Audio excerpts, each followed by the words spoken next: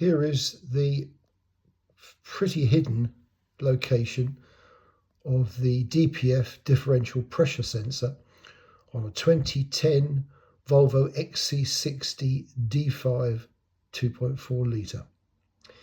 It's roughly under the driver's seat towards the back of the splash guard. Undo those two bolts, and the bar on which the sensor is mounted can be dropped down through an aperture in the chassis, leaving the roughly 6-inch rubber tubes that connect it to the DPF still attached. One screw loosens off the sensor. It's very easy to replace.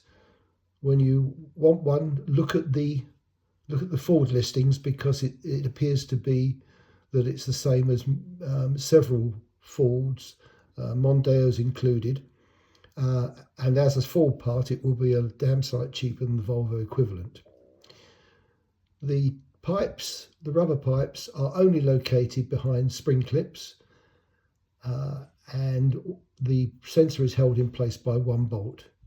It's a pretty easy fix.